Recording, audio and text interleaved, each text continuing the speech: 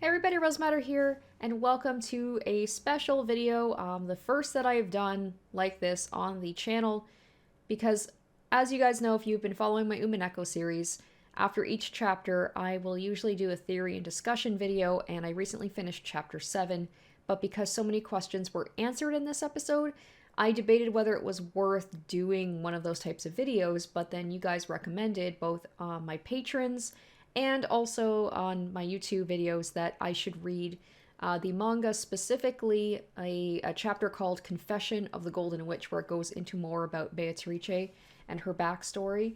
And I also got a recommendation about reading a specific chapter in the chapter 7 or episode 7 manga of Umineko called, I believe it's Demise of the Illusions, or Demise of the Witch's Illusion. It's chapter 37. So I'll leave links down below if you guys have not read the manga and you would like to read them, and I can show you guys exactly like where I'm reading them from, and you can even follow along if you want to, but I will have the pages up on the screen. So this chapter specifically I'm going to read first, the Demise of the Witch Illusion. I'm very excited about this one because in the visual novel, he cuts through all of Claire's illusions from all of the previous games, but he didn't really go into detail about what actually happened, and that is what this chapter is going to do. So it's actually going to show in each game what actually happened. So I'm super excited about that. And then, of course, the Confession of the Golden Witch is going to go into more of Beatrice, which I'm also excited to read. So I will have the links down below in the description so you guys can read along with them. But I'm sure most of you have already read the manga. But if you haven't, then yeah. So without further ado, let's just go ahead. I'm going to read these out and you guys can see me reacting to it. So already I really like the art style. The Demise of the Witch's Illusion. Okay, so this is picking up with Claire. So she is like have finished her tale. With this, my tale ends. So I'll just scroll through like the stuff that's kind of like following the visual novel pretty closely. Also, I apologize if random ads pop up.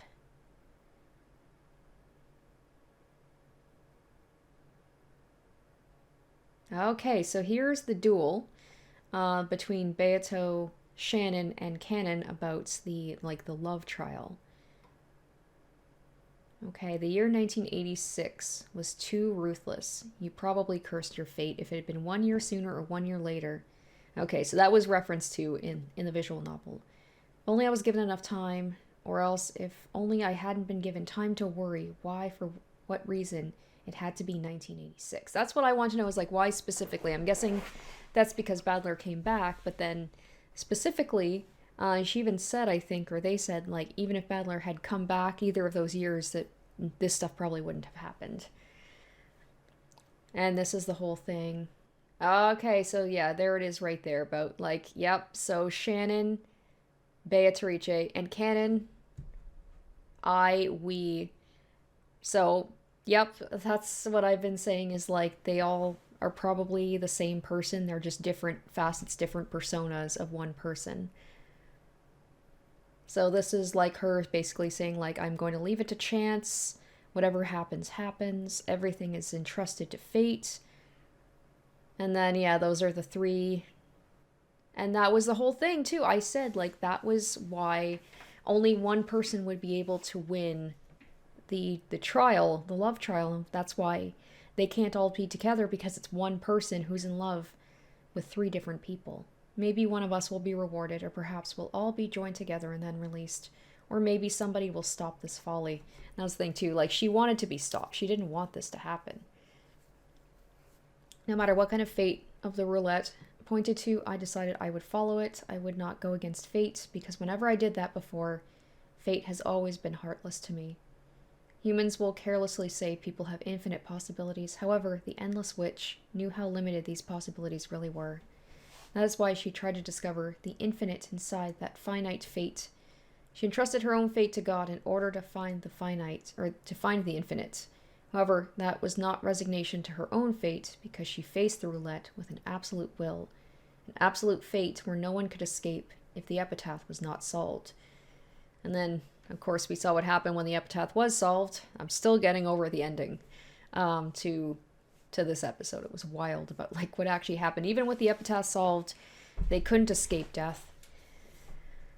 October 4th and 5th, 1986 were sealed away by absolute will, and she abandoned herself to the short span of time and to the many fates that could be chosen on that island. Okay, so now she's saying her confession is over. The motive of the crime, this should be enough. If you still do not know, I will say no more. After all, it is not as though anyone could understand my heart. And this is when Will's like, I understand you. Okay, so this is her saying to Leon, like, basically, you are the one chance that I have to potentially be happy. Yeah, the fact you're happy makes me jealous. And more than that, it is something radiant and makes me glad. The future you represent was possible right now. Just that means salvation.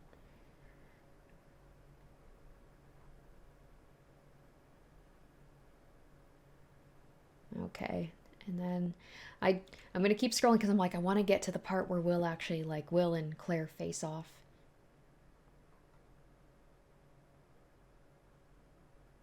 Because a lot of this is just repetition of, like, what happened in the visual novel is just Berncastel saying, like, you have to be sent off now. This is your funeral, so we have to kill you.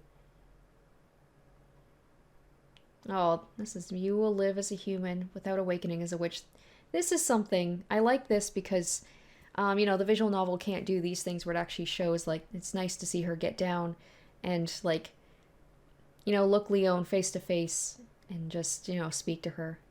Live as a human without awakening as a witch. You will be able to love one person thoroughly with a single soul. I pray you will live a life like that. And that was all things like she just couldn't be destined to love one person, was torn between 3 people and 3 different personas. Alright, now Will's saying, I understand you. Alright, so here we go. This is it right here, the final moments. For me, the important thing is whether the person understands me, and not if they are linked to me. I was not comprehended by the person I wanted to understand me, which of course was Badler, but I don't know if the, Will's, his design was intentionally, made to sort of look like Badler. I feel like he was kind of almost like a step-in, or a stand-in for him. Okay, let's get to it. Alright, here we go. Here's the face-off. In a mystery, one cannot die unless the detective performs the requiem. Will stopping only your heart be enough? When you mourn the dead, you just put their heart in the coffin. That which is born from earth will return to earth. I shall return all of you to the earth. Earth to earth, ashes to ashes, dust to dust, illusions to illusions, and dreams to dreams. Alright, here we go. Let's begin the funeral. Oh, this is badass. The art in this is pretty nice, actually. I'll slice apart the truth from fiction. Alright, here we go. Here we go. First game, first Twilight. The 6 corpses. Oh, Jesus. Woo-hoo.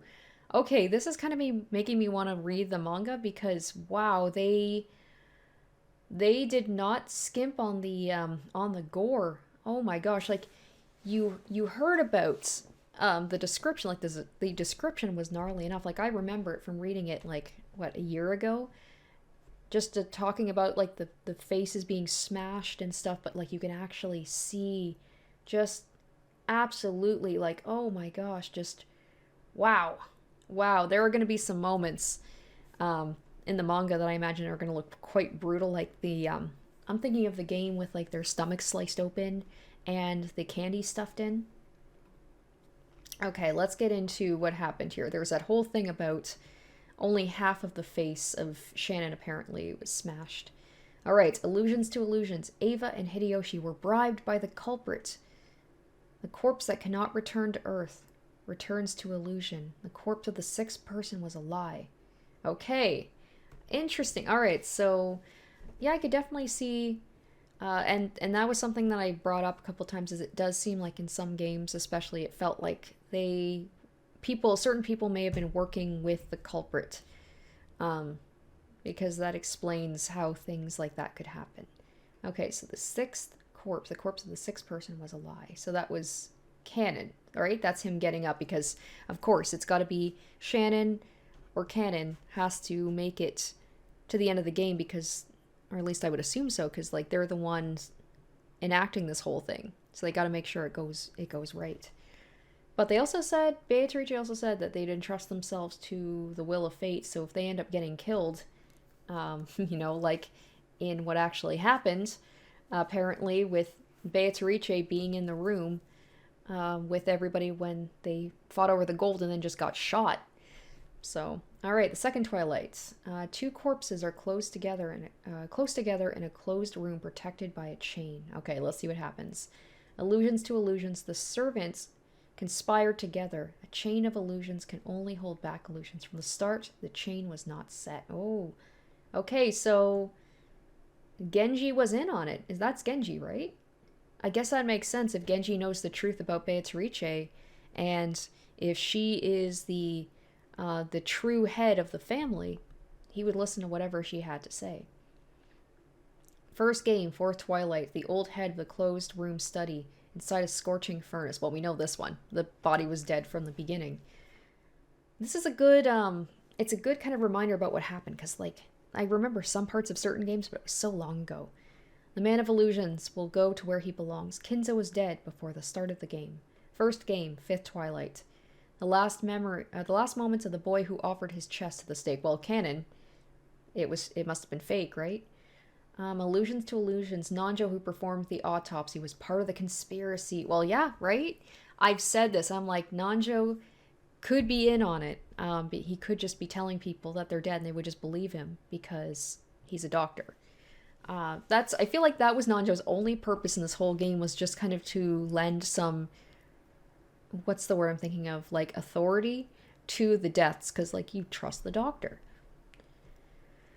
All right, the witch and stake of illusions can only pierce illusions. Canon's death was an act. First game, 6th, 7th, and 8th Twilights. 3 corpses lying in the closed room of the singing girl. Okay, Maria. Illusions to illusions. Maria's testimony followed the words of the culprit. The blind girl's song is an illusion. Oh, that is a creepy ass. Oh, I imagine that Maria's probably going to look quite creepy in the manga in certain sections too. Oh my goodness, she's creepy enough in the visual novel. The illusion of a closed door. The culprit had a key. Okay.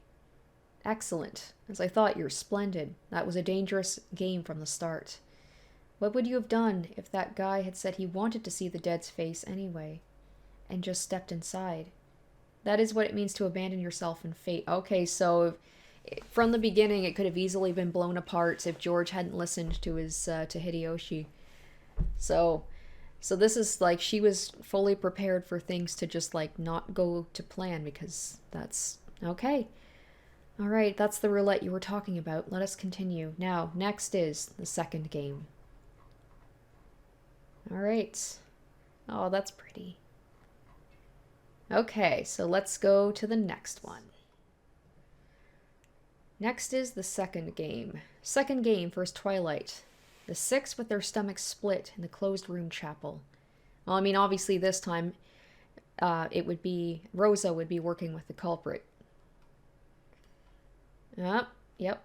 Illusions to illusions. Rosa was bribed. All the servants and Nanjo are part of the conspiracy. So I'm guessing that most of the time the servants, at least like Genji, would be part of it.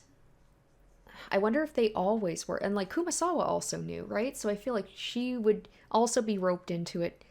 I feel like maybe Goda would be left out because he's like the new guy and they maybe wouldn't trust him to like go along with the plan. But like Goda and Kumasawa and Nanjo, I could see like potentially always being part of the game and like, you know, going along with the plot or the script, as it were. Okay, the gold truth locks the lock of illusions. They agreed beforehand to lie about the closed room. Sometimes it's just such simple answers once you know. Second game, second Twilight. Even the corpses of the 2 who are close are not close. Illusions to illusions. Canon's corpse does not exist. Oh, but Jessica's did. Illusions who have finished their role do not even leave a corpse. Second game, 4th, 5th, and 6th Twilight. In Natsui's room. None are left alive. Okay, this I don't remember at all. So that's Goda and George. Earth to earth, no one would dispute that a coffin is a closed room. Okay, so Shannon murdered Goda, and George, after that, then she committed suicide. Oh, shit. Wow, okay. So, I guess that just goes to show that what I said was wrong. Shannon does not always have to make it to the end. Damn. Yeah, I literally do not remember this specific one at all. Crazy that she would even murder her fiance. Wow. Second game, 7th and 8th Twilights. The two sliced to death by the red-eyed illusion. Oh, that was when Canon apparently was dead and then came back and killed them. Earth to earth, illusions to illusions. The one who killed those two was Genji. Okay. Oh, shit. Okay. Alright, continuing. Third game, first Twilight, 6 corpses. Okay, this is like the whole chain of the closed rooms. Connected by the chain of the closed rooms, illusions to illusions. The serial murders and construction of the closed room were Shannon's work. The corpse found in the beginning was a lie. Okay, so she was the first one found. After people left, she became canon and faked his death in the chapel. The end and the beginning overlap. Third game, second Twilight. The corpses... Okay, so this is the one with Ava. This is the quote-unquote the true... Or the closest part. Like, closest one to, like, what actually happened. Because Ava made it out of this one. The corpses of mother and child lay together in the rose garden. Earth to earth. Ava murdered Rosa and strangled a flustered Maria. No falsehoods in the final moments is told. So... I think I said that. I think I was pretty sure that Ava did that. Third game, 4th, 5th, and 6th Twilights, the 3 corpses lying in the mansion. Oh, yes, that's right. Hideyoshi, Rudolph, and Kyrie. Earth to earth, no falsehoods. Eva and Hideyoshi were bribed. Hideyoshi was suspected and murdered Rudolph and Kyrie in the mansion.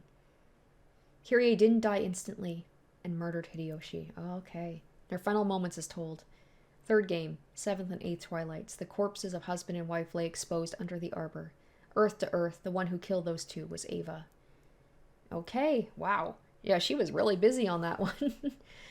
She did all the killings except for Hideyoshi, and I guess Kyrie.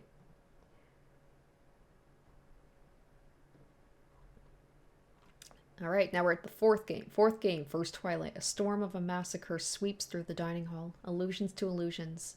Oh yes, obviously it wasn't the rabbit girls. Tales woven by the gold truth returned to illusions, except for Badler. Everyone was bribed. Holy shit, everybody? Everybody. Wow, okay, I think I said in that game I suspected at least the adults may have been, like, brought into telling the same story. But I didn't realize, like, the cousins, even Maria, they were all in on it. The beings from the other world were a lie they agreed to beforehand. 4th game, 2nd Twilight. The 2 young ones faced their trials and perished together. Tales woven by the golden truth. The 2 of them just moved according to a scenario. Alright. 4th game, 4th, 5th, 6th, 7th, and 8th Twilights. None of the fugitives are left alive. Earth to earth, illusions to illusions. Demon and witches are all falsehoods adorned by fiction. Okay, so that's Shannon killing Kyrie. Trying to remember what happened that one. They were in the basement, I think, and then they were all found outside of the tunnel.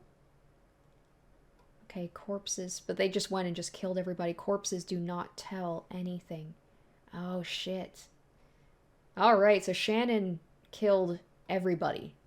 Holy cow. So she brought them all in. Oh gosh, like just this with like Jessica's brains exposed. Oh. Oof, man, oh man. So she got them all in on the story and then just killed everybody. 4th game, and none shall be left alive. Oh, that's the 9th Twilight. Earth to earth, illusions to illusions. When fiction is locked up in a cat box, it becomes truth. There are no survivors to deny the witch's illusion. Alright, so that's it. Okay, so that is all the stories. Like, okay.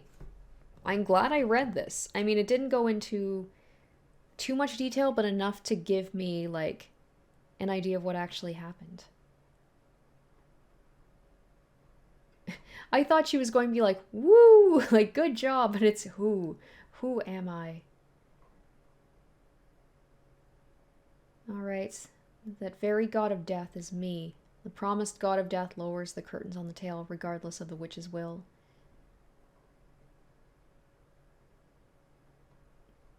And she's sent away. Alright, I think that will probably be that for this. Like, that's all the previous chapters explained about what happened. People are born with sin, or perhaps they are born with riddles. Oh, sorry. Born with sin and live in order to have someone forgive them, or perhaps they are born with riddles and live in order to have someone solve them. People are riddles. They live in hope someone will solve the most difficult riddle in the world, which is themselves. And now that was granted for her. Her soul will not wander anymore. Sleep in eternal peace in your cat box coffin. Alright, so there we go. That is a little bit of a deep dive, or a somewhat deep dive, into what actually happened in the previous episodes, and I am very happy that I read that. I feel like I definitely got some answers that were just kind of like glossed over in the visual novel. Alright, so sweet. Now we're going to move on to the Confessions of the Golden Witch, which is the one that you guys have been asking me to read. Alright, here we are. Confessions of the Golden Witch. Now this one I'll probably just try and read out as much as I can, because I don't know if any of this is going to be repeated from the visual novel, or this is like its own separate thing. If I have but one wish, let this message bottle never be seen by anyone's eyes. If you by chance should read this, please deal me my just punishment. This island is cursed. An island where countless souls and corpses went without salvation, and where sins cross and combine. Rokinjima, the island of the witch. Okay, alright. And fitting to that witch's name, my life had as well been cursed. I was raised in an orphanage. Since I was a small child, I had worked as a servant in the house of Ushiramiya. There were a great number of fellow servants who came with me from the orphanage, but I was exceptionally young. I was often bullied because of it. There was nothing to be done. The age gap between them and me was far too great. I had no chance of becoming friends with them, and I honestly didn't want to. That is why. Oh, this is her drawing. Cute. So this is Gap. Blonde hair, moves things around on a whim. Beatrice's friend, a red dress, as if stained by blood. The witch Beatrice. I made an effort of associating with illusionary friends. If I turned my thoughts toward them, they would immediately appear before me. They would make a loud spectacle around me. At times they would get me in trouble, but they would also console me. They were irreplaceable friends. So even in lonely nights, I wouldn't feel scared or alone. Beirun, I think with this, I can finally make you take work seriously. I took one key off my chain and threw that key into Beirun's locker. Oh, that's how it happened. Okay, so we're even getting some explanations about that, about like it wasn't a witch. Later, I took the key bundle she left lying around and replaced it with mine. Maybe I overdid it a little. What are you talking about? That was me taking over your body for the sake of teaching Beirun to respect higher powers. After that, she will learn to respect us. Yes, it's Beirun's fault for not being diligent enough. Because of her behavior, the witch decided to teach her a lesson. That's all. Oh, it's so cute. So cute. Tomorrow's an early day. Oh, are we gonna get some, like, sweet Kumasawa and Shannon? I don't know what to call them at this point. I'll stick with Shannon, I guess. Oh, what was their name? What was their actual name? There were so many. There's Sayo was the one I think she told George. Oh yeah, it was Yasu, right? Tomorrow's an early day. You have to get some sleep. Kumasawa. Kumasawa-san, thank you for helping me. You know, the master's vase. Ah, no, I told you it was a kitty cat that did that. Oh, sweet. Kumasawa-san, who served the house a long time, Genji-san, who's head of the servants, and the master's friend, Dr. Nanjo, who occasionally come to visit. For some reason, I can't see they treat me so well, because they know the truth about her heritage. There were days where I received a good scolding, but they were always there for me. Especially Genji-san, who always speaks so strictly about a servant having to cast his heart in iron, and Kumasawa, who so often meddles in other people's affairs. Were like parents to someone like me without a single relative in the world. Alright, are you listening? I've decided upon my dream. I want a family. I want to marry the boy I love one day and get children, all to create a real family. My, that's a really cute little dream fit for a human. As a witch, I can't really see it. And soon after, I fell in love. Oh, okay, we're going to this. How have you been? Unlike that brute Jessica, you really get cuter every time I meet you, Shannon-chan. Have you read any new detective novels? This is one I found especially entertaining. Thank you very much. I recently read all the Agatha Christie, so... The son of one of the branch families of the Ushiramiyas. He always made a good impression. He was a little rougher on the edges, but he was never fake. For somebody like him to have the same hobby as me, and for him to spend so much of his time on the island during the family conference with me. To me, who had no other friends my age, it wasn't that weird to lose my head over a boy like that. With him around, I was able to forget the hardships of my everyday life, so I started daydreaming about spending more time at his side. And to begin to think, there was also a little favor directed at me as well. And then, I'd like to see things from Badler's points of view. Like, you know, what he thought about Shannon after he left, if he ever thought about her at all. Might surprise you, but I'm not into the homely type. I like something rougher. Even someone like Jessica, somebody to bash my head in would be nice. And it'd be awesome if she was blonde and had big boobies. Always dad's porn. If you ever do quit your position as a servant, then you can come to my place. If that day comes, I'll come for you on a white horse. He's pretty cute, too. Aw, cute little Badler. Does that mean you'll become my prince on a white horse? That you'll come and carry me off this island? What would it be wonderful to be able to live with you? I want to be your bride. If I'm with you, my dream will definitely come true. And while I give my best to become the ideal woman you dream about, I'll keep waiting for you until you come to take me away forever. We parted with the promise to meet again 1 year later in the same spot. I have to be more frank, like my lady Jessica. Like this. Badler, how have you been? No, I can't talk like that. Secret tips to boost your boobs. I was waiting to test how much we felt for each other, but no matter how I waited, he did not return. Have you heard Badler-sama was erased from the family register? But with his father fooling around with, even with Asuma-sama still alive, I'd leave the family too. Well, Rudolph-sama's problem with infidelity goes way back. Wasn't Hamachi also with him one time? He will come back. Surely next year he'll come back. Next year. Yasuda. Sorry, do you have a pad with you? No, sorry. I haven't yet, so... Oh, sorry. Well, I was waiting for his return, grieving. I was starting to feel uneasy about my own body as well. My first period, even though everybody else has already had theirs. Okay, this is interesting, I feel like we're gonna get into the whole thing about, like, maybe why she came up with the canon persona. Is there something wrong with her body? Why won't my breasts grow, especially when he likes big-breasted girls? Why am I the only one not getting her period? Is there something wrong with my body? Yes, because, yeah, she said at the end, right at the chapter, she's like, my body's not even fit for love or something like that, or, like, something that was, like, caught me off guard. I was like, that's interesting. Aren't you still in middle school? When it comes to the tides of the moon, some people will only experience it once they've entered high school. With my magic, you immediately get giant knockers if you want. I mean, if we know something about Shannon, she's got some big ones, but I have a feeling I don't think they started to grow. Maybe they were fake. They will be plump and voluptuous like ripe fruits when Badler does return. Because I was going to say, like, maybe the image that she has is what she wanted to be, like, you know, Shannon with big boobs, but I mean, Badler even commented about them. So maybe they're just, like, fake ones. They also come with a set of problems that a young girl's heart should better go untroubled by. Oh, shit. I hate mirrors for showing me how I truly look. Because they steal my dreams from me. Oh, she did say something in the visual novel, right, about, like, not being able to look at herself. Oh, is that me? That boyish-looking, flat-chested thing with a worn-out face.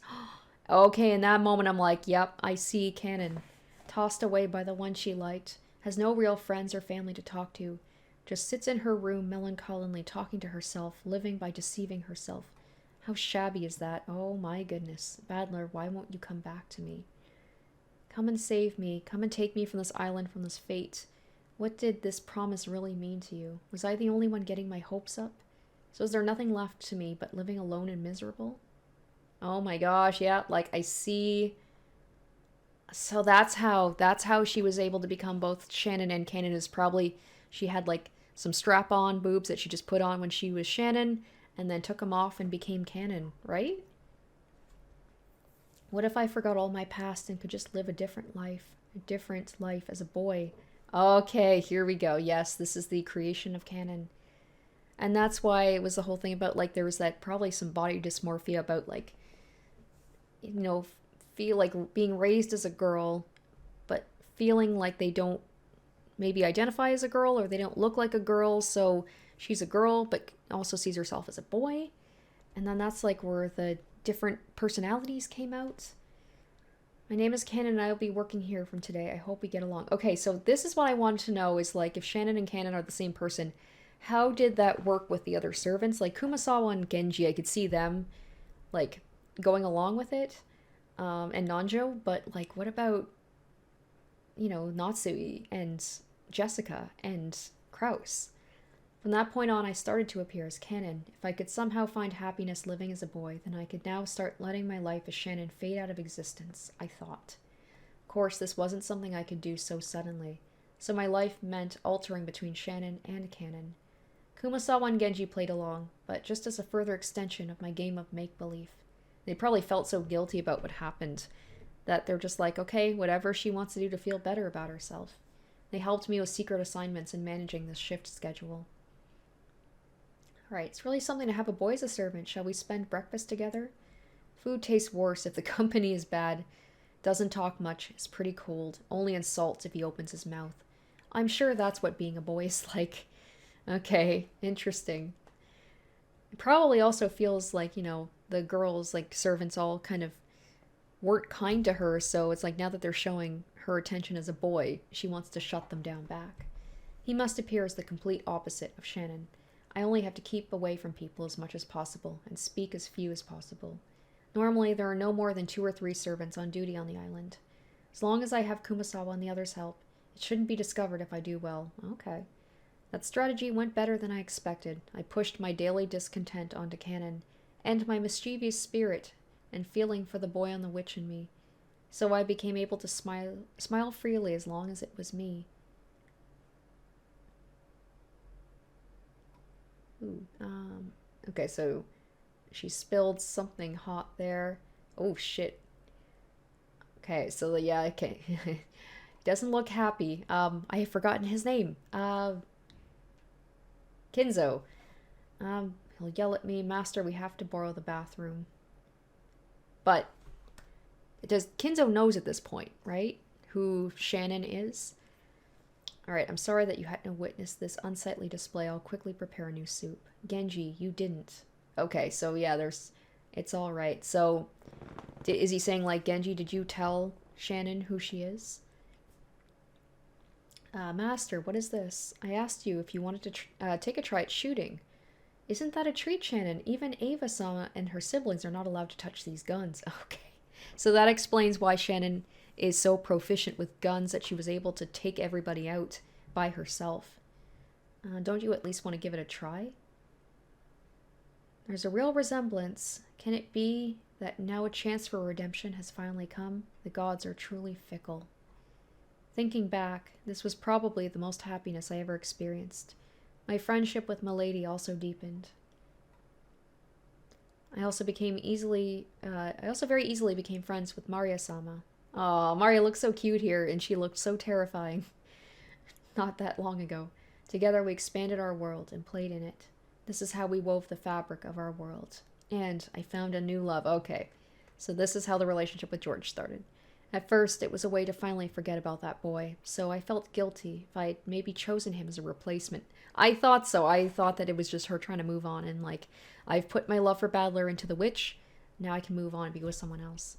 But the times with him were gentle. I was happy for someone like me being treated like a girl. And more than that, his ideal of family that he told me about one day matched with mine. More and more I got charmed by him.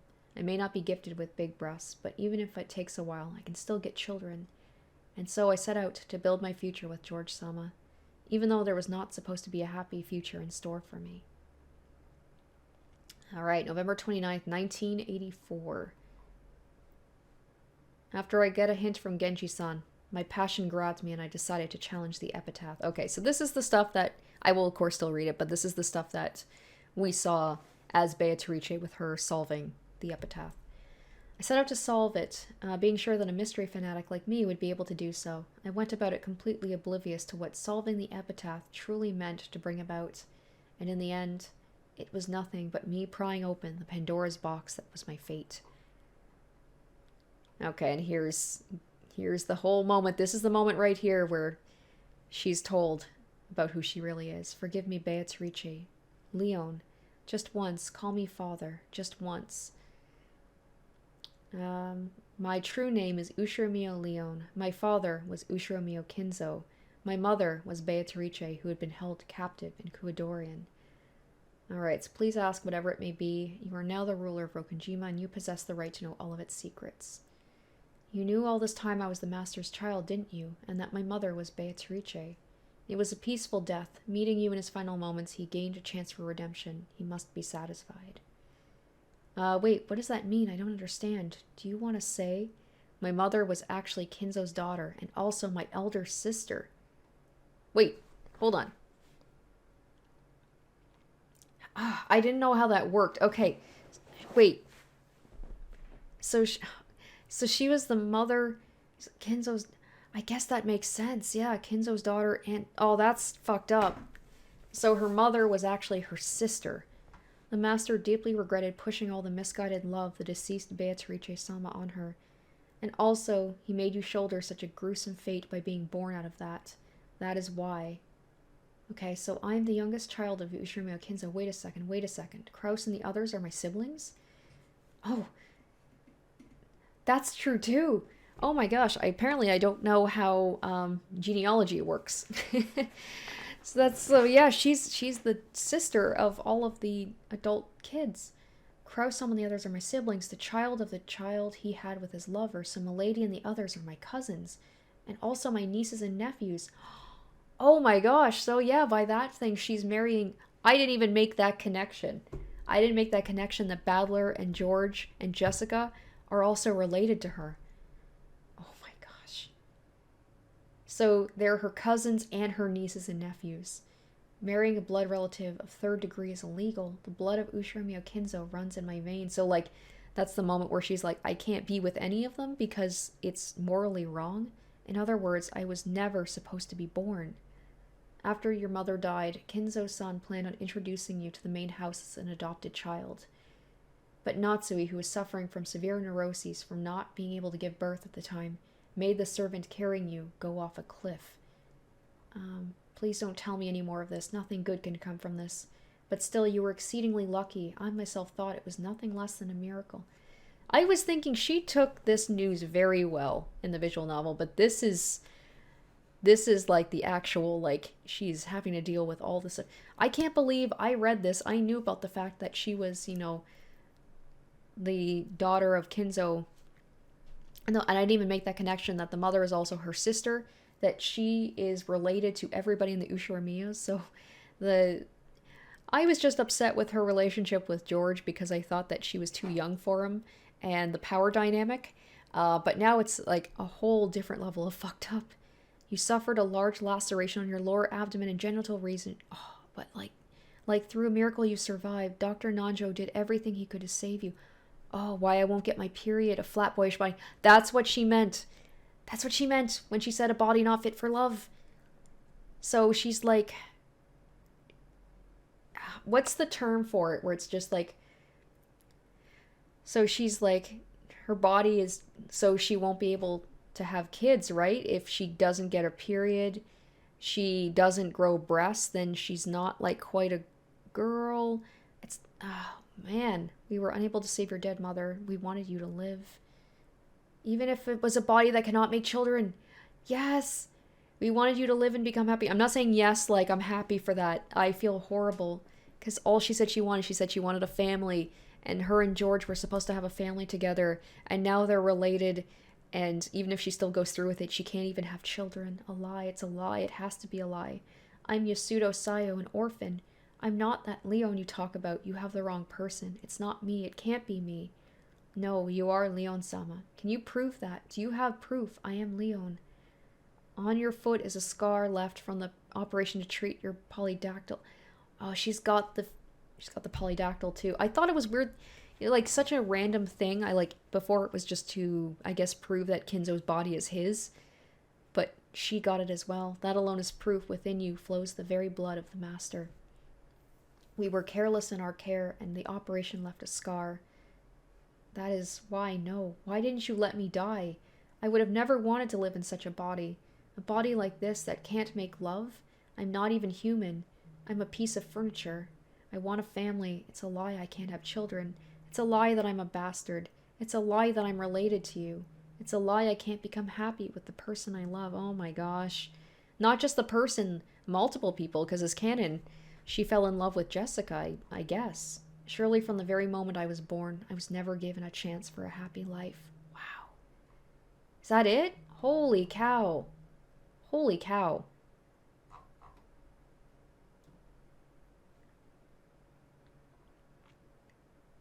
Okay, so there's more. So this is Confession of the Golden Witch, Part 2.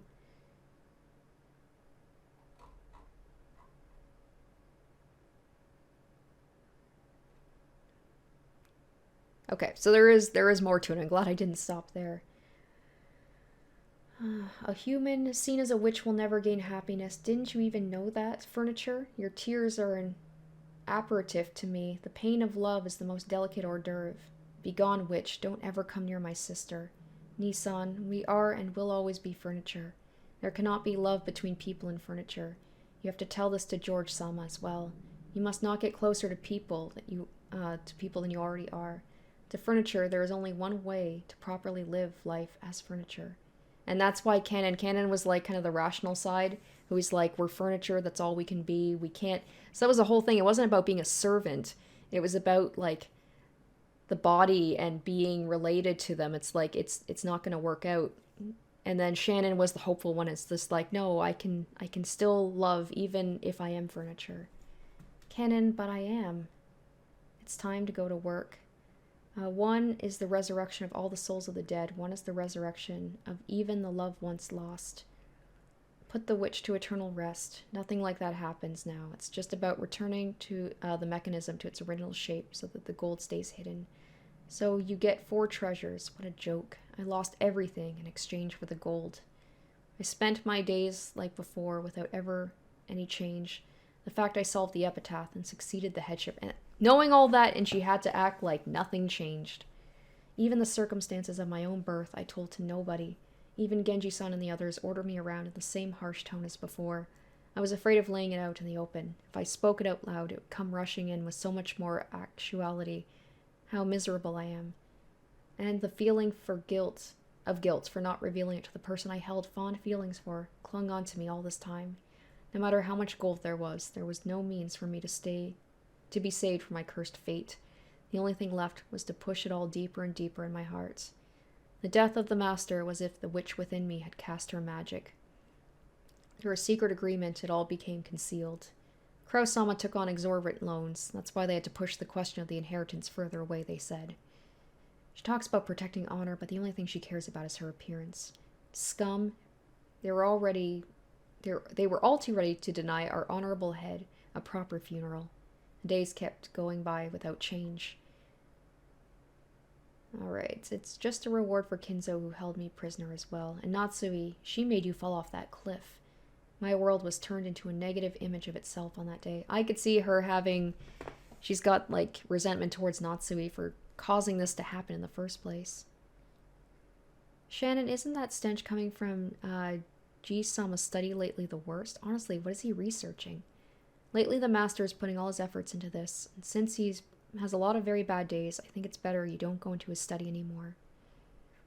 I'll have to discuss the inspection of the freezer and increase of preservatives with Genji-san. Let us propose an acquisition of a new freezer to Madam. Genji-san, in the underground, where did all those skeletons come from? Once, Rokonjima had been a base for the Japanese army. I heard there was a mass killing between the Japanese soldiers and the people who came on an Italian submarine that had brought the first Beatrice-sama here. The bones, they're all gathered in one room. They were piled up, cluttered, unorganized, those skeletons wearing Italian and Japanese uniforms all thrown in a heap as if dumped in a garbage pail. Or pile. Sorry, guys. Ugh, my reading is not great. Why did the master leave his comrades like this without even a proper burial? Why did he build his mansion on this island as if to hide them all? The master, he killed them all, didn't he? To monopolize Beatrice-sama and the gold. Maybe he carried them here after killing them, or... In this body flows this dirty blood. It was at that point when... Alright, so tell me, what is it there between you and George-san? You seemed to hit it off quite well last time he was on the island. Are you going steady? Did you go on a date? No, going steady would be, he just helped me with some shopping, and it wasn't really a date. Shut up, it was a date, I tell you. And now you keep saying you're not going steady? He's your boyfriend, and you're his girlfriend. I don't know about being a girlfriend. Really? So you didn't try to get ahead first? We promised we would get boyfriends at the same time. Is that literally why she had Canon... You know, like, did she naturally develop feelings for Jessica as Canon, or did she have Canon, you know, like, get close to her just because she wanted to fulfill the promise of them both having boyfriends at the same time? Shannon, among the servants, there's this boy called Canon. Am I right? Are you close? Canon, does he have a girlfriend? Oh, is Shannon just being, like, a good friend and being like, okay, I'll have Canon go on a date with you, but maybe she actually developed feelings for Jessica. I was getting dizzy. Milady, have you ever talked to Canon? Of joy for being approached with such favor. Oh, so she's like feeling desirable as a girl and as a boy, that people love her. Just a bit, but he doesn't seem like he wants to talk to me. For Canon, who was this lump of all the ugliness inside of me, for him it was the opposite, or the opportunity for a life as a boy, for him to have somebody approach him with such favor. He always seemed so lonely looking in the distance, so I wondered. When I say I wondered, I don't mean I like him, but if I could speak to him more, maybe I could cheer him up a little. It felt almost as if he had been allowed to live. At the same time, I was shuddering in disgust toward the genes of Ushiromiya, deep, deep within me. I do not think Canon-kun has a girlfriend. Really? Well, he always keeps himself shut off, but I think he'd feel joy about being talked to by Milady. Towards the blood of Kinzo flowing within me, feeling joy because of this favor.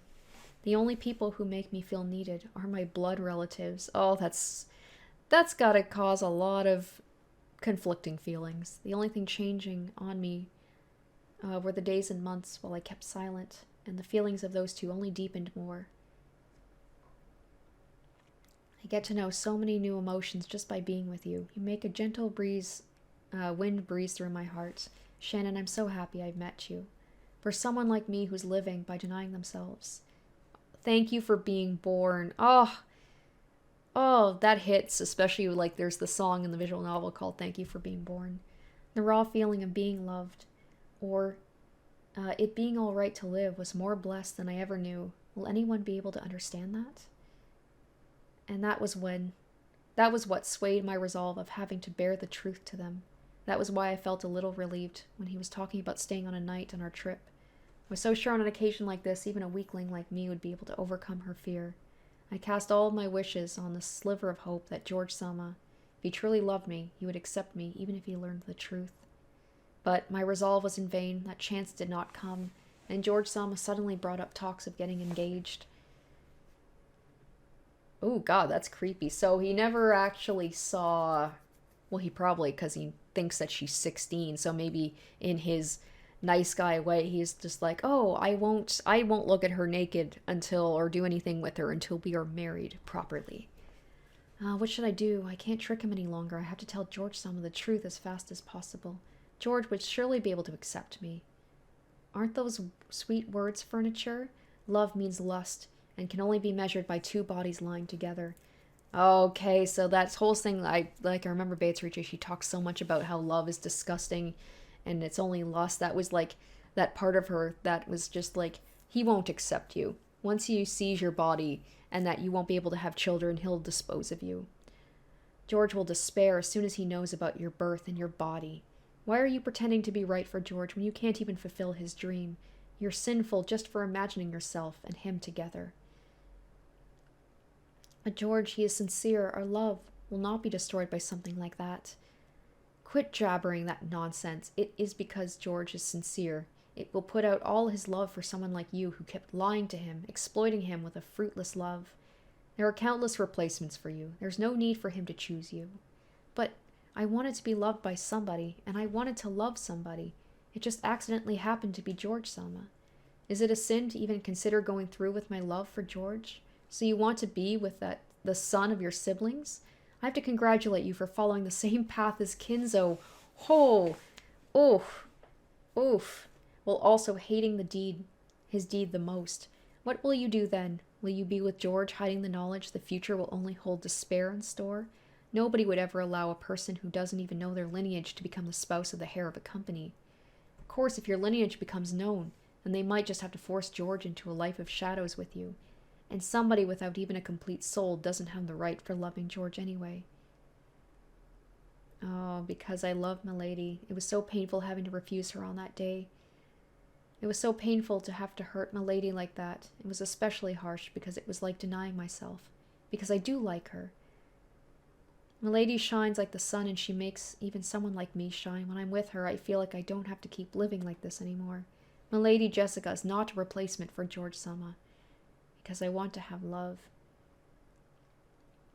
That's gotta be a weird, like, just being pulled in opposite directions. And then, of course, Badler. I wonder if that's what made Badler, like, he was the thing that set all this off. Was, like, she was already torn. I say she. I mean, like, it is she. And then she branched off into canon. But, like, to be torn apart as two separate entities, loving two separate people. And then Badler comes in and just makes things even more complicated. Because she still loves him. Jessica, that carefree girl who doesn't even know the true form of this family. Why don't you step forth and reveal yourself, Golden Witch? With your gold, the problems of the household should be solved. My, it's not that easy of a story. If I reveal my existence to those greedy hounds who show their true colors and start to fight, the only thing remaining for you and Shannon will be ruin. It was the cursed blood of the Ushiramiyas that drove you to this point, and you're nothing but that. Whatever you may choose, there is no running from the pain. Choosing. Whatever I choose, this pain clings to me. I've been driven to the far end of the wall. I have to decide until the day when George Sama will give me the ring during the family conference. And that day will mark the border when my life will truly change without fail. So that was the love trials, was deciding who am I going to be with. I have to tell George Sama everything. George Sama will surely accept me, and then I'll leave the island and cast away the me that is canon and the me that is Beato. I will live life as Sayo, the life I am longing for as Sayo. But I will not be able to give George Sama the bliss of being surrounded by people. Still, my wish isn't great, so... If we share true love, then surely we can be happy. Oh, don't come any closer. You make me want to puke. You've been deceiving me all this time, haven't you? Did you think somebody like you could honestly marry me? You're disgusting. Don't ever show up in front of me again. Okay, I mean, I knew that was a nightmare, but still. Having never experienced being accepted for who I truly am, it was exceedingly difficult to imagine being happy. George Sama isn't like that. He isn't like that. If I could just go eternally without telling him the truth, then I could be happy with him eternally, yet... George Sama, you will accept me, right? I'll believe in you, so please. While being haunted by nightmares, that day kept closing in day by day. Alright, okay. Family conference is coming soon, I already told you that, but for the first time in 6 years, Badler-kun will be attending this family conference. Let us prepare with our powers so no embarrassments occur on that day. That was probably the moment where it just, maybe, I don't know. Is it true that Badler-san is coming back? Oh, she turns into like a little girl again. It's a little girl version of herself. Badler-san is coming home. He's coming home. He really didn't forget his promise. He's coming to take me with him. He finally appeared during my time of greatest hardship and will save me from this hell called fate. This time, I will finally become Badler-san's bride. I love Badler-san the most than everyone else in the world. I thought I'd separated myself from you, my emotion of first love. There's no way Badler-san is coming to take me home with him now. Somebody who didn't even manage to send me a letter. He probably doesn't even remember a childish promise like this. You doubt our beloved Badler-san?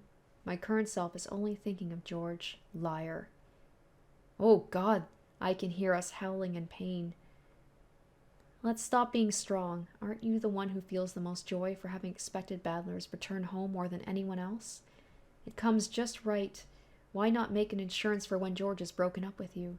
So that's probably why it was like knowing that she was going to be proposed to, already fighting with her feelings for George with Jessica, and then Badler is going to show up, and that just broke her. Look at this. Oh my gosh. Yeah, she's just that was the breaking point. Why not change to Badler right now? That's right, no matter who you choose, you have that filthy body that doesn't allow you to connect with anyone. I have been a squirming, stupid spider caught in its own web.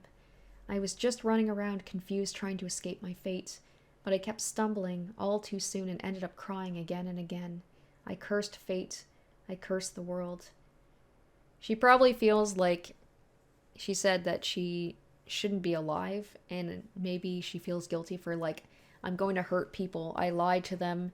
I can only be with one person. I'm going to hurt people, and even if like I choose to be with someone, once they see my body, will they even like accept me? It was at that time I was tied hand and foot to an inescapable fate that kept choking me. When I noticed that I had spun that thread by my own devices, maybe if I had stood up and chosen a life for myself a bit faster, without desperately running from fate, things might have ended this day, or without this day ever occurring. But by now, I had not even the power left to put up an honest struggle. I don't want this anymore. Make it stop. I don't want to live in a body like this. I want to be happy. If I could just make it all so it never happened somehow. If I could just be smiling with the people I love in a world without ties or bonds somehow. But I can't, because I have this body. I can't go anywhere. I can't become happy. If I was only freed and could be connected to all of them, by our souls from this lump of flesh tied down by obligation. But it's so easy, for I am now Beatrice, the witch of Rokkenjima. I will return this island to the Golden Land. Okay, so this was her going down the explosives. I have that power. You plan to commit suicide with this whole, with the whole island in a case of emergency, didn't you? Now, to see if it can still be used. And that was her blowing up the shrine. I will carry it out on the day of the family conference. All right, it's still going. Oh, that's a nice picture. You can really see, you can see Shannon, and you can see kind of Canon in that too, in the dress. I shall return Rokkenjima and the whole household of the Ushiramiyas to the Golden Land, for that is the curse of Beatrice, the Witch of Gold, who enthralls this household. Okay, so here's how she roped everybody into it. This is going to be interesting. Dr. Nanjo Kumasawa-san, I have a favor to ask of you as the family head. Did they know that she was planning? She probably said that she was going to do some sort of game, and then she was going to rope. Oh, this will be interesting. So this will show her maybe getting the rest of the family in on it, or at least the servants, but they have no idea that she plans on potentially blowing up the whole island. I want you to do exactly as I say during the family conference this year. I will give you as many ingots as you want for it. We will do whatever is in our power when it comes to you. We don't need money for that. We want to repay the compassion you had for us with any chance of making you happy. So that's it. Genji and Nanjo and Kumasawa, they feel guilty. Probably Genji more so than anybody for keeping that from her when she broke down about I wish you would let me die. A murder mystery game. Of course we'll play along.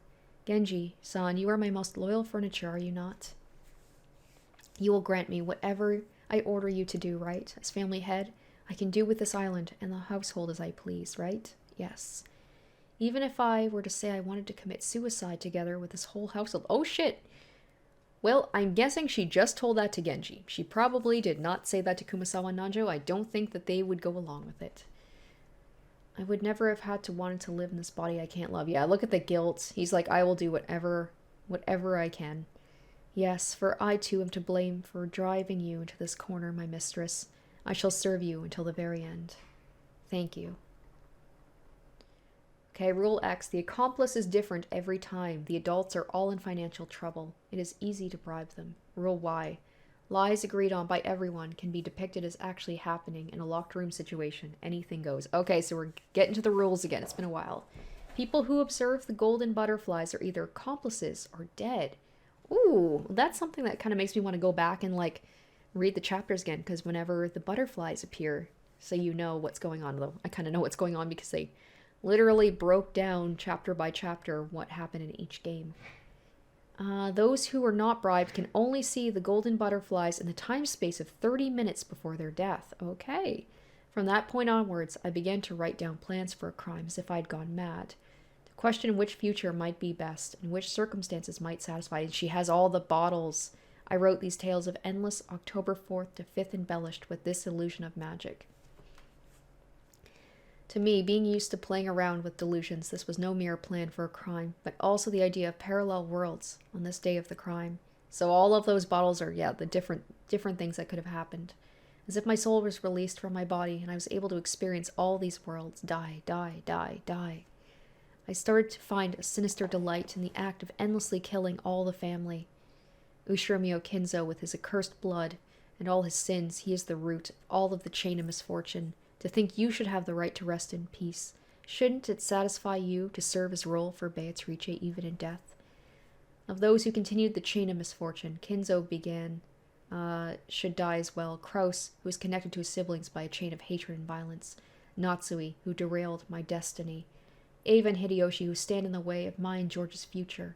Rudolph and Kyrie, who gave reason for Badler-san not to return. And Rosa, who abused Maria-sama. So she had, okay, I love that it's going through each person and why she would have some sort of, like, animosity towards them. Genji, Kumasawa, and Nanjo, who indirectly created this situation by serving as accomplices to Kinzo. And Goda, because he's there. Fuck you, Goda. And Goda, who tried to get personal gain out of striking a deal with Natsui. All of them. All of them. It would be better for all people connecting to the house of Ushiromiya to cease existing. From the start, I knew it would only be a matter of time until they who had been made living by tricking and oppressing others would go bankrupt. If one family was to make a mistake, then all the past and all the sins of the other people would start to be revealed as well, and in the end, they would all fall to ruin. Even if they were to overcome the family conference of 1986, there would be no happy future in store for them. That is the destiny, the karmic justice, for this household born from Kinzo's sins and cursed gold, because no leaves and branches will prosper from such rotten roots. And so to come and die together with me, then nobody will have to suffer anymore. Oh, that's so creepy. The scenario is a ritual murder committed by a witch, with the gold ingots and the cash card that was charged with money from converting some of the gold in the fitting key. Oh, the plan behind the scenes was my family's suicide. There's the code. I would try to win the adults over to my side. Kraus and Natsui have weaknesses. It should be easy to turn them into my pawns. Still, it would be better to hide my true identity. When showing them the gold and threaten them with unveiling their conspiracy to hide Kinzo's death, their embezzlement, or threaten to kill Jessica. But Natsui is not intelligent. She is fast to anger, so there's probably not much merit to making her an accomplice. There would be more gain in just watching her in terror, not knowing what's happening. For Ava and Hideyoshi, it would probably be just as worthwhile to use George as my trump card.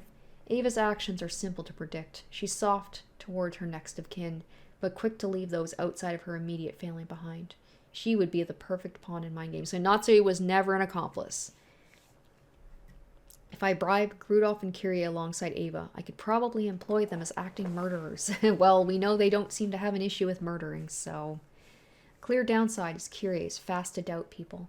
If I'm unable to make them into my pawns early, I should dispose of them as fast as possible. I doubt whether Rosa would be open to discussion based on Maria's life, but she should be open to the promise of gold. A petty villain like Goda should be easily bribed and made into a valuable member involved in the secret agreement. The one with the most value as a pawn is Maria. Adoring the witch, she would do whatever I tell her, and there lies a taste of truth in the words of a true believer like her. She would surely take the role of confusing people on the scene as well as thickening the presence of the witch. Maria is my most precious accomplice, who I promised to take to the Golden Land. I would never allow for her body to be disgraced. She must rest in peace. And that was why every time when she did die, it tried to be like, I guess she tried to make it as peaceful as possible. Since Genji, Kumasawa, and Nanjo feel indebted to me, they are loyal and will become my ears and eyes. Especially Nanjo, since he can give false statements upon states of death. Due to their long service, they are trusted by the family, so having all three of them as accomplices is a huge advantage. This is talking about Nanjo. He will also be able to provide me with the necessary drugs and poison for crime. It might be a mystery staple to have the physician as an accomplice, but it can be very rewarding to follow old customs. Those who were bribed under the pretense of it's going to be fake murders will surely lose their composure when being confronted with actual corpses. I'd better play dumb and tell them I prepared dummies with all the money, or somebody else is going around actually killing all these people. And if that doesn't work, I will have to dispose of them. Guns exist in abundance. If I hide them in several convenient places in the mansion, I don't even have to carry them around all the time. While also hiding the bullet wounds with Kinzo's collection of stakes and sawed-off rifles, it should also be quite the bizarre setup for the corpses, so that explains the stakes. By switching the breaker, I can easily pretend the phones are disabled. The means of communication and the electronic system are all under my control. It's all in the palm of my hand, the hand of the witch and the family head. I have power over life and death of every being on this island. With a magic called gold, their very thoughts will do as I command. Spinning this world from 16 pieces again and again. As long as I have my magic, I can spin countless worlds within the world of October 4th and 5th. This endless, oh my gosh. This endless if it gives birth to endless fragments in the cat box called October 4th and 5th. These are all parallel worlds floating within the cat box, and I am there to watch in on them. It's like a kaleidoscope. What pocket will the roulette hit next? Who will be the accomplice? Who will be the victim? What fragment shall I peek at? What fragment shall I spin? I do not have to abandon my plan. At times, I follow it, at other times I play around. I just have to go about it at random. If I end up getting cornered, then I just might kill everybody right then and there, because I have abandoned making any choices. So no matter what development, what result there is, I will surely be satisfied. Soon another fragment will be spun. Oh gosh, she looks so creepy. This is wonderful. My magic is unfathomable. Now I have finally become a true witch.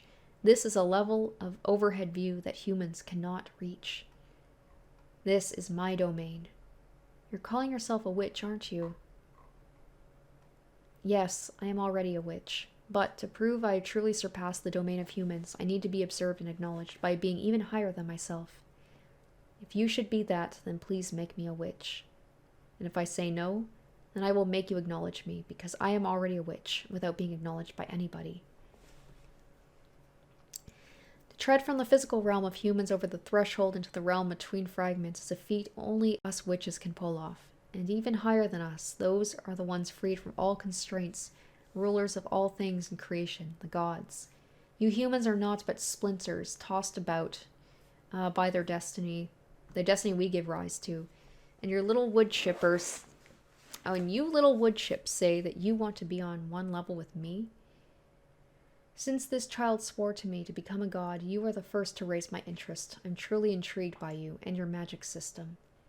Well, you are not but human flesh. By bringing your spirit on my plane of existence, you are created at a proper domain. Or you created a proper domain. This cat box of yours holds perfect and endless possibilities. How far will you be able to ease my boredom, I wonder? And this is her becoming Battery J. Very well, Lambda Delta. Very well, in the name of the Witch of Certainty, Lambda Delta, I acknowledge you as a witch. As long as your certain magic world keeps being certain, that is, I will forever continue to be your guardian. This endless tragedy of October 4th and 5th, I shall spin it until I am satisfied. The time limit is midnight on October 5th, and there's Badler. 500 tons of explosives will blow this island away until that moment. Well then, try and stop me. So, she's acting all like, I am a witch, I will get revenge, I hate them all, but she wanted to be stopped too. There's a part of her that probably didn't want to actually do this. The parents will definitely gather in one place and discuss family matters until deep in the night on the 4th. Murder will be so simple. Their bodies will be hauled to the storage shed that has been painted with a magic circle. Okay, so this is... Are we going to go through the actual, like, the actual details of each story now? This is the first one. The bodies will be hauled to the storage shed that has been painted with a magic circle, and to hide the bullet holes, I will use the sawed-off shotgun to blow off their faces. If I put poison in their drinks, they toast I can bring it to a fast end. If I make the first Twilight as horrible and occult as possible and play it off like an impossible crime, his interest should definitely be piqued, and he will feel like taking on the real Badler. This is all for Badler to see, like, this is the ultimate mystery. Will you understand my heart? If I either kill Shannon or Cannon early on, then moving around after that will become so much easier. But on the other hand, it might also become enjoyable to present myself as the actual living Beatrice. This is the second game. With the 2 sets of keys I carry, that of Shannon and Cannon. If done right, I can also pull off some locked room tricks.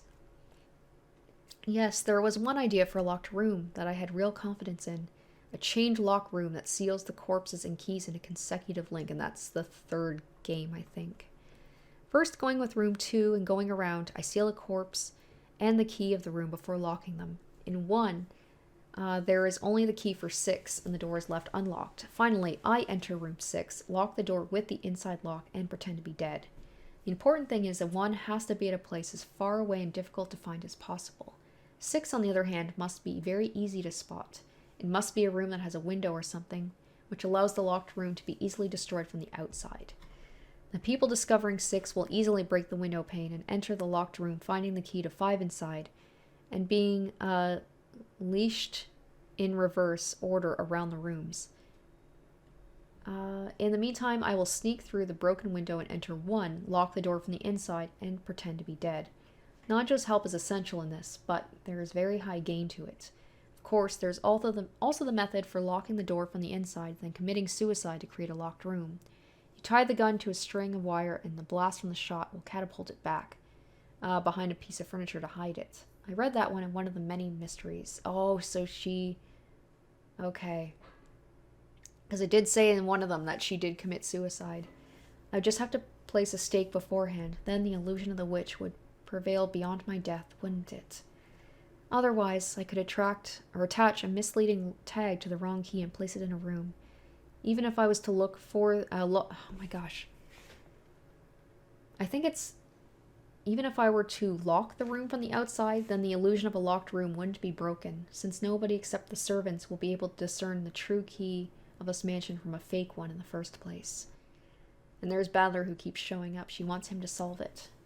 Of these many tricks I know, which one should I put to the test? Is this like an ultimate thing? Like, Badler reads so many mystery novels, maybe he'll be able to figure it out. But even if I don't go through this huge trouble of preparation, I still have my golden magic of the secret agreements. As long as I have my magic, any locked room trick, any trick of vanishing corpses, any impossible crime is at my free disposal just by pinning the crime on somebody else.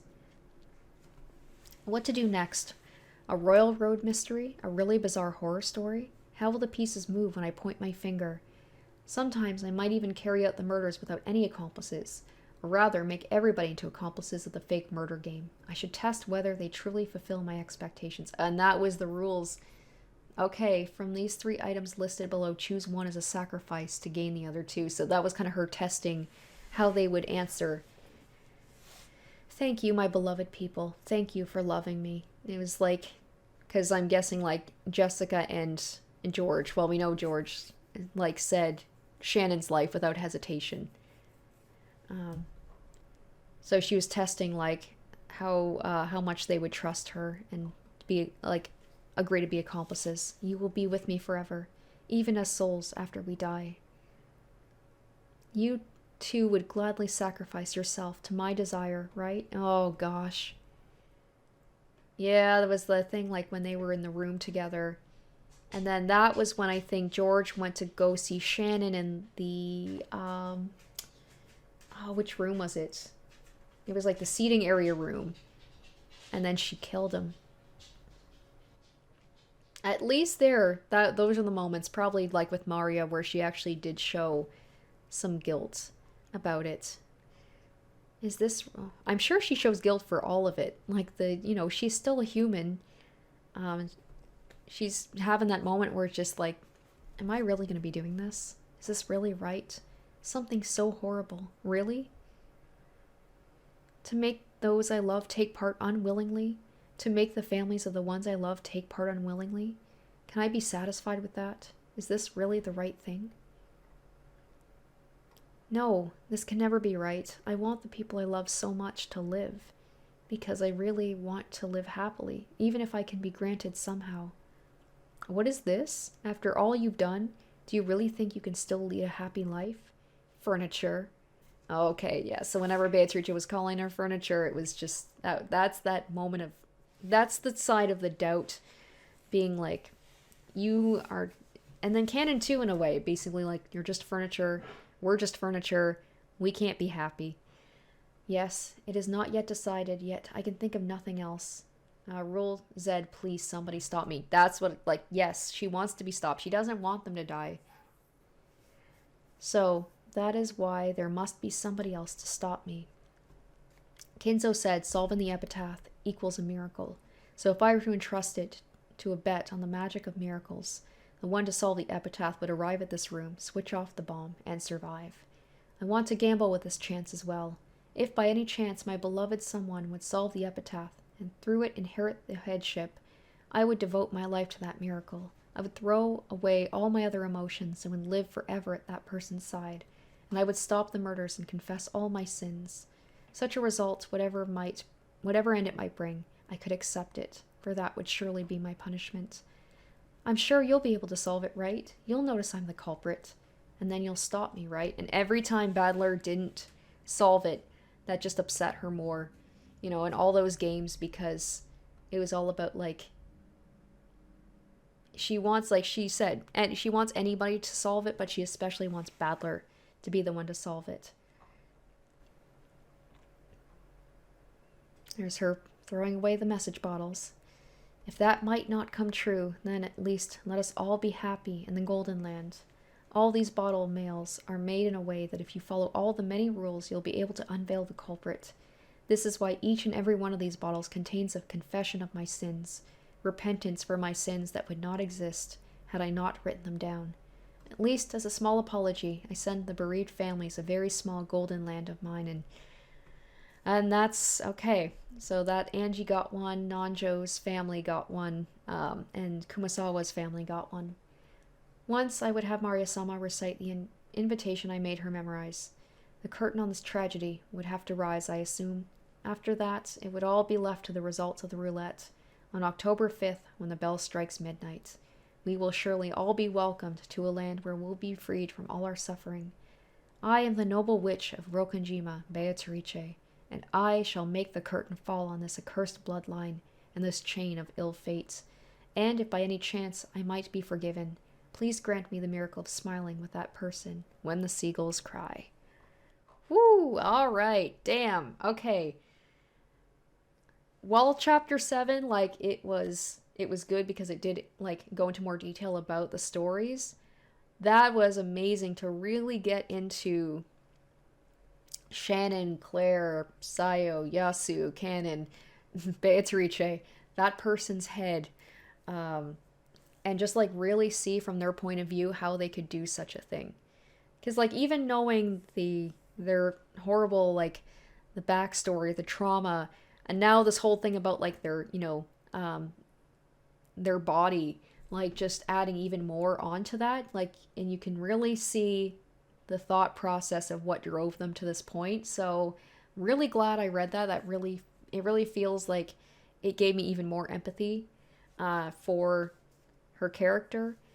And yeah, that was really good. And it makes me want to read the rest of the manga, to be honest. Like, I hate to say it, partially because, like, I'm sure they can do some stuff in the manga that they can't do in the visual novel to really show you the effects of some of the more gruesome murders and things that happen that you don't get to see because it's, like, mostly text.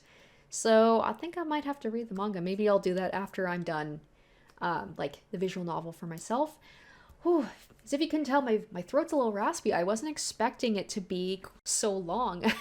We're at almost an hour and a half here, so yeah, I hope you guys enjoyed my my reading, my reaction of these chapters, and I hope you liked this little bit of a departure from what I normally do. And of course, with this done, we are going to be reading the last chapter. Like, I can't believe I'm almost done. What am I going to do with myself after it's over? So I hope you guys are looking forward to that for episode 8 of Umineko starting next week. So yeah, hope you enjoyed this video and stay tuned for that next Friday. Until then, bye guys. Special shoutouts to my top tier patrons: Kaori Makoto, Revealing Storm, Tequila Mockingbird, Asborn Kennedy, Harry Gazif, Icognito, Jared Fan, Joel Oostman, and Zoran Ether.